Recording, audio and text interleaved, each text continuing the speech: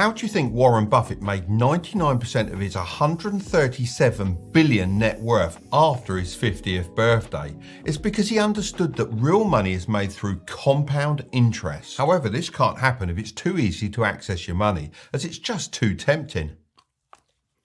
That's why you need to lock it away somewhere where it can grow in peace. But you can't just lock your money away in a bank account and expect it to grow. You need to invest it in assets. There are lots of different asset classes you can choose from, like real estate, high-end watches and gold. However, my favorite has to be the stock market. I've personally made millions doing this. But here's the thing, youngsters these days dream about popping bottles and zipping around in flashy sports cars. Saving money?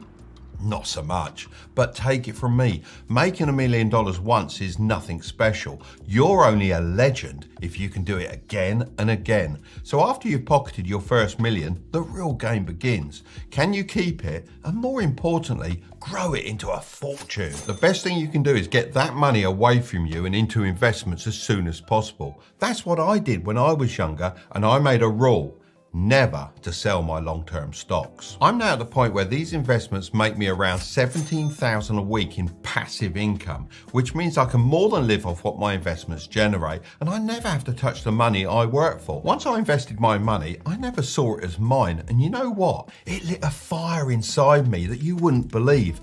I was always hustling for more because I constantly felt like I was broke. It's like a boxer who's training in some beaten down old gym. Often, that's the guy who ends up beating the boxer who's got access to the most luxurious training facilities. So if you want to start investing, then firstly decide how much of your income you're going to invest every month.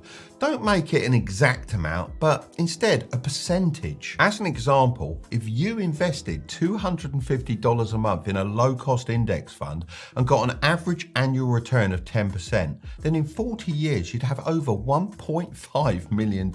Of course, investments can go up and down. However, the S&P 500 index fund has actually given a 10.98% average annual return over the last decade. It doesn't really matter what you choose to invest, just make sure it's an amount you can stay consistent with.